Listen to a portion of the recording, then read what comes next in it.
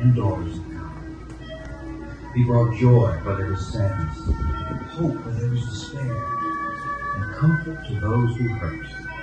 The hopes and fears of all the years were met in him, that glorious Bethlehem night.